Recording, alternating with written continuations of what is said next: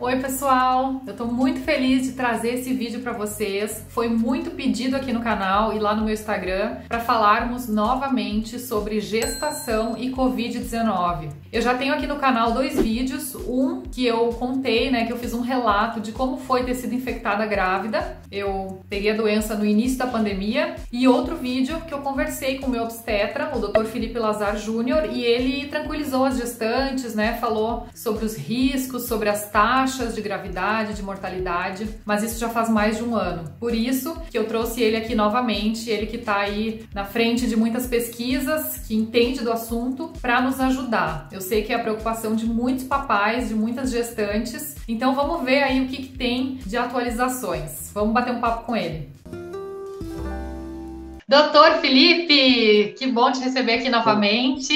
Que bom, Sempre, Julia. nos atualizando aí com informações de qualidade. Muito obrigada. Que isso, um Doutor, vamos prazer. lá. A gente sabe que houveram muitas mudanças aí, até inclusive a taxa de gravidade, de mortalidade em gestantes infectadas aumentou, infelizmente, aqui no Brasil. Então, queria saber de Sim. ti, por que você acha que isso aconteceu? Por que tem esses dados novos aí? Será que as gestantes não eram clinicamente testadas? É uma nova variante do vírus? Então, eu acho que o que está acontecendo é que, com o passar do tempo, a gente está entendendo melhor essa doença e está começando a ter uma coleta de dados mais precisa sobre o que realmente está acontecendo. Então, vamos lá. Até julho do ano passado, a gente tinha várias publicações com levantamento de dados em gestantes, e o que a gente via é que as gestantes tinham um maior risco só no final da gravidez, que elas tinham um risco maior de parto prematuro e um aumento da taxa de cesárea por causa da doença. Na presença da doença, os médicos eles tinham a tendência de fazer a intervenção e fazer o parto. A mortalidade, a internação dessas mulheres, pelos dados que a gente tinha, eram iguais. Agora que a gente tem um universo muito maior, a gente tem um número gigantesco de pessoas infectadas, e nesse meio tempo você vai ter também um número muito maior de mulheres grávidas. Quando a gente levantou os dados aí, teve um trabalho chamado Intercovid, que foi publicado agora em abril, e aí ele mostrou que a gente tem um equívoco nos dados que a gente tinha no ano passado. Então, o que acontece? Aumentam bastante pré-eclâmpsia, eclâmpsia, infecções, parto prematuro, e a chance das mulheres grávidas terem maior internação em UTI, maior intubação e maior risco de morte, ela é muito maior do que nas mulheres não grávidas da mesma idade. Então, com o aumento do número de casos e o aumento da amostra que a gente está estudando, a gente viu que os números começaram a mostrar que as grávidas são sim um grupo de risco, que mesmo lá atrás a gente não tinha enxergado isso porque o número era pequeno, mas agora que você amplia a amostragem e usa modelo estatístico, você começa a ver que a chance de internação é 4 vezes maior na grávida, a chance dela ir para UTI é 3 vezes maior, de ser entubada, de fazer aquela respiração artificial que é a ECMO, também é 3 vezes maior, e o risco de morte chega a ser 2 a 3 vezes maior. Se a gente considerar Brasil, é assustador. No mundo não chega a tanto, mas o risco de morte também é maior. Então, assim, a grávida sempre foi uma população de risco, mas essa informação baseada em ciência, ela chegou para nós esse ano.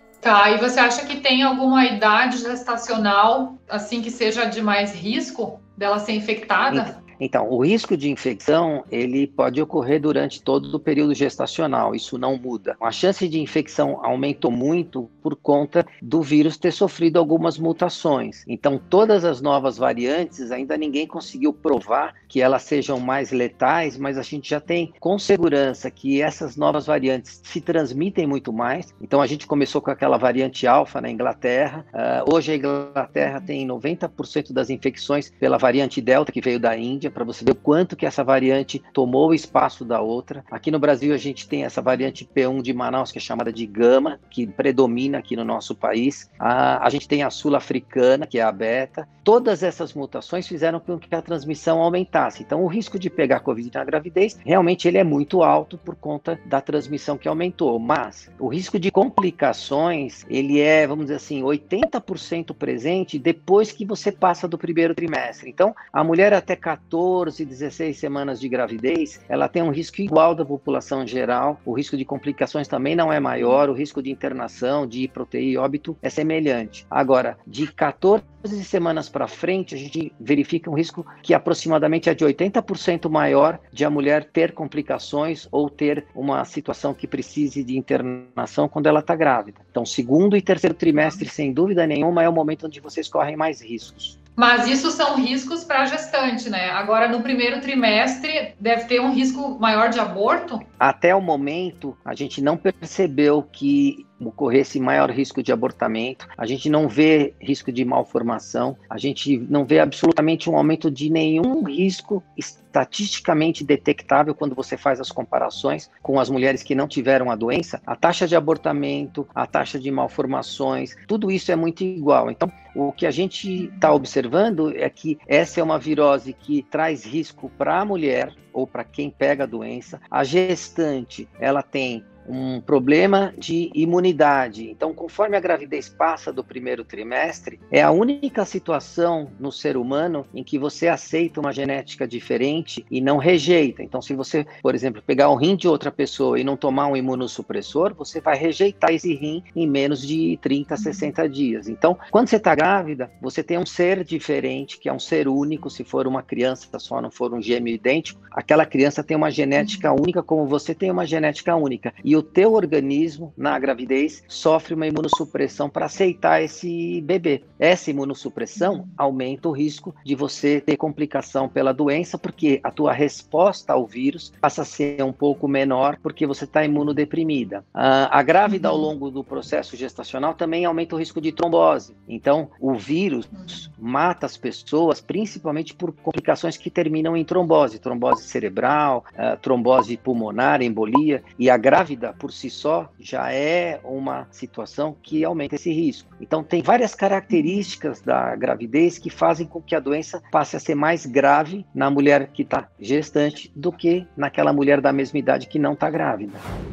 São duas questões, né? Uma, se a mãe vacinou, se passa os anticorpos para o bebê através da vacina, e outra, se passa, por exemplo, a mãe que nem eu, né? Eu peguei grávida, Covid, fiz o exame, sorologia e tive o IgG positivo. Só que eu não sei se passou para minha filha ou não. O que os estudos falam disso? Passa para o bebê? Então, a imunidade? Isso também é uma outra coisa que já está estabelecida. A imunidade que você desenvolve, ela passa através da placenta e oferece proteção para o bebê. Então, quando o bebê nasce, a gente pode fazer a dosagem daquele IgG, que é o anticorpo que oferece a proteção, e a gente vai ver que ele está presente nas mães que tiveram a doença e nas mães que foram vacinadas. Existem alguns casos, mas ainda são muito raros, de infecções que houveram transmissão vertical e a criança nasce com uma imunidade que ela mesma produziu. Por exemplo, o anticorpo que a gente chama de IgM, agora todo mundo sabe, IgG, IgM, ele é um anticorpo gigantesco, então ele não passa através da placenta. Então, quando você tem um bebê recém-nascido e ele tem IgM positivo, é porque ele desenvolveu anticorpos contra o vírus, ou seja, ele foi infectado na gravidez e ele desenvolveu defesa. Agora, quando a mãe toma vacina ou a mãe tem a doença, é uma coisa excepcional a passagem do vírus através da placenta, é muito raro, existe, está comprovado, mas é muito raro. Então, em geral, o bebê recebe a proteção através dos anticorpos que você passa para ele, que é o IgG, e que vai fazer com que ele fique protegido dentro de você e depois de nascer. A gente sabe que a doença é a melhor vacina, não tem dúvida. Se você pegar em números gerais no mundo inteiro, o risco de uma mulher morrer por Covid numa idade reprodutiva, ele é em torno de 2%, 3%. A gente falou isso lá atrás na outra gravação. A doença, geralmente, ela tem uma evolução benigna, uma evolução que não coloca tanto em risco as pacientes mais jovens. Mas, na gravidez, com todas as alterações que eu falei para você, de aumento de trombose, imunossupressão, aumento da questão cardiovascular, porque o coração tem que trabalhar numa força maior, o estresse que libera mais cortisol, essa mulher, ela passa a ter um risco muito maior do que aquela mulher não grávida. Então, assim, o uso de vacinas, se a gente pensar num país que nem o Brasil, por exemplo, no mundo inteiro, você tem um risco de morte de 1,2 nas mulheres grávidas, ele aumenta para 2,6, ele aumenta 2,5 vezes na mulher grávida. No Brasil, a gente tem uma mortalidade de quase 3%, 2,8%, e a gestante experimenta índices de 7,8%, 8%, que é 2,5 vezes, absurdo. Nós estamos num país onde a doença não tem mais controle, tá? Ela está se espalhando de uma maneira muito intensa. Então, basicamente, tomar vacina na gravidez é mais do que indicado considerando o lugar onde a gente vive, a situação que a gente tem no país. Então, é super importante porque, como você perguntou, a imunidade passa para o bebê. Isso mudou bastante. Eu lembro que no início as grávidas não eram um grupo de risco, aí passou a gente teve a vacina, aí gestantes não podiam vacinar no início, não era indicado, aí só com comorbidades. Então agora as gestantes todas, a indicação é realmente de vacinar. Agora tem uma dúvida quanto à mistura aí de vacinas, Quem tomou a primeira dose de uma, aí precisa tomar a dose de outra, que não tem disponível, e também atualizações das vacinas, quais que são as adequadas hoje para as gestantes? De uma forma geral, todas as vacinas podem ser utilizadas pelas gestantes. Num primeiro momento, quando a vacinação foi liberada e a grávida foi colocada no grupo de risco, elas tomavam a vacina que estava disponível no posto. Então, se a gente falar aqui em nível Brasil, a gente tem a Pfizer, tem a AstraZeneca, a Coronavac e agora a gente tem a Johnson. No decorrer da vacinação, a gente começou a observar casos de tromboembolismo com o uso da AstraZeneca, A vacina AstraZeneca, ela usa um adenovírus de chimpanzé inativado. A Johnson usa o mesmo mecanismo, mas ela tem um adenovírus humano. Então, assim, as duas, por ter essa característica e por terem ocorrido os casos de trombose, elas deixaram de ser recomendadas pela Anvisa, pelo nosso Programa Nacional de Vacinação, para gestantes. Então, você imagina a situação daquela gestante que tomou uma vacina da AstraZeneca, a primeira dose, e não pode tomar a segunda porque ela deixou de ser recomendada.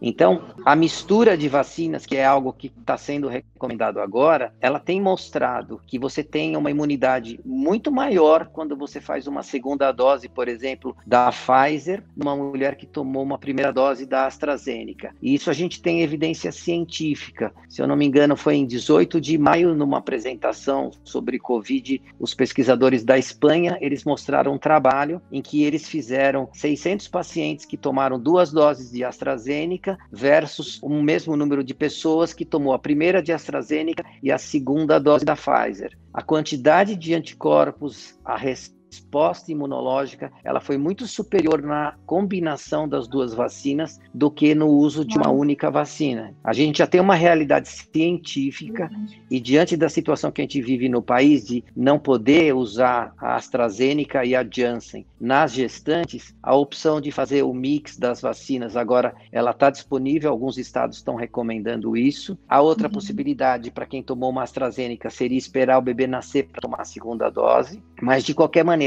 a situação atual é que você tem Pfizer, que é uma vacina por RNA mensageiro, que ela ensina o teu sistema imunológico a fabricar anticorpos contra aquela proteína spike, que é a proteína que o vírus usa para grudar no sistema respiratório e poder entrar no organismo do indivíduo. Então, todas elas priorizam a produção de anticorpos contra essa proteína. A da Pfizer, ela ensina o organismo a produzir através do mecanismo do mRNA e ela é muito recomendada para gestante. A Coronavac, ela é feita através do próprio vírus, que ele é inativado por uma substância, e a ideia é que o organismo, diante do vírus inteiro, ele comece a produzir anticorpos contra todas as proteínas, inclusive essa proteína spike. Então, quem está grávida agora e vai receber vacina no Brasil, ela tem essas duas vacinas disponíveis, a Pfizer e a Coronavac. Não é recomendado que se utilize a Janssen nem a AstraZeneca. Em relação a todas elas, a gente recomenda que não se use a vacina no primeiro trimestre, porque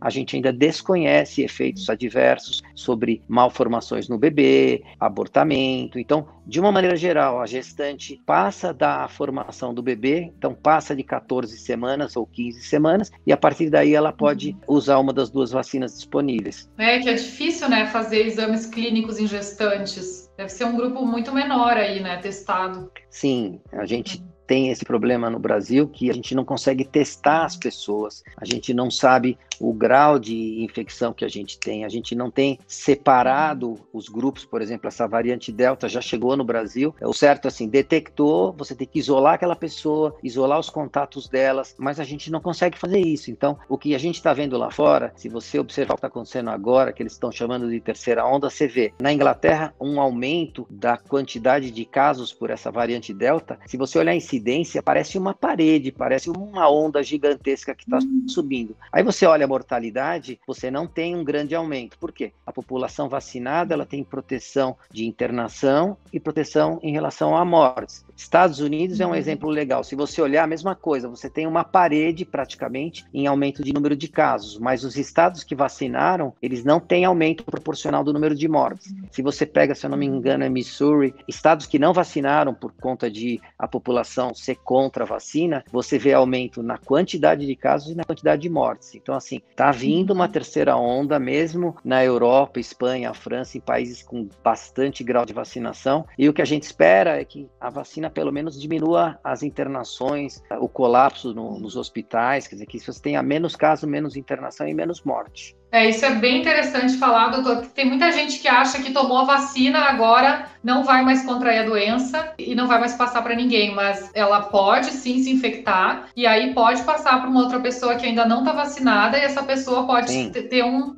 quadro, né, agravado, assim. Então, é bem importante continuar se cuidando, né, para não disseminar ainda, não passar para as pessoas que não estão vacinadas. Isso que você falou é super importante e isso acho que a gente tem que destacar para as pessoas entenderem bastante. Primeiro, essa variante Delta já tem dado científico mostrando que a taxa de reinfecção com essa variante é muito mais alta, coisa que nenhuma outra variante tinha demonstrado até agora. E o que a gente precisa saber é que, por exemplo, no Brasil, a maioria das pessoas foi vacinada com a Coronavac. Diminui muito a internação, diminui muito a morte. A crítica é que a Coronavac não tinha nenhuma publicação até o momento, e a semana passada foi publicado o estudo da Turquia no The Lancet, que é uma revista de alto índice de impacto, e foi publicado a fase 4, que é tipo a vida real, no Chile, que usou praticamente o Coronavac em todo o mundo, mostrando que também diminuiu muito a taxa de internação e morte. Só que o que acontece nos países que usaram a Coronavac? A eficácia dela, vocês viram, é baixa, 50%, 51% no Brasil. Significa que você vacinada, você não vai ficar doente, você tem menor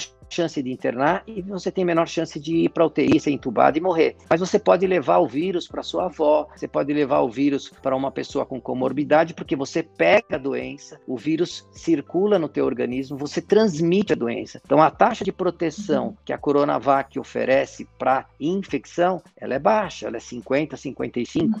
Então, assim, as pessoas vacinadas podem transmitir a doença. Isso que você falou é importantíssimo. E não somente, doutora, a preocupação com idosos, né? Porque eu acho que a gente viu aí nos novos dados que muita gente jovem tá morrendo, né? Muita gente jovem tá entubada e pessoas aparentemente saudáveis. Então, isso que é uma loucura dessa doença, que a gente não sabe mais, né? Não tem um target, né? Não tem sei lá, uma pessoa... Claro, quem tem comorbidades, obviamente que tem mais risco, mas às vezes pessoas saudáveis também, né? Estão aí internadas, então tem que cuidar essa questão da disseminação do vírus para todo mundo, né? Sim, sem dúvida. Doutor, vou ter que te pedir licença, o vídeo tá muito bom, mas ele tá ficando longo demais, então a gente precisa encerrar aqui, mas a gente vai continuar o bate-papo. Você que tá assistindo o vídeo, continua ligado aqui no canal. Se não tá inscrito ainda, aproveita para se inscrever e já ativa o sininho, assim você vai receber a notificação do próximo vídeo e de todos os outros que virão, tá bom? Não vai perder nada. Se gostou, dá um like e compartilha o vídeo. Beijo, até o próximo!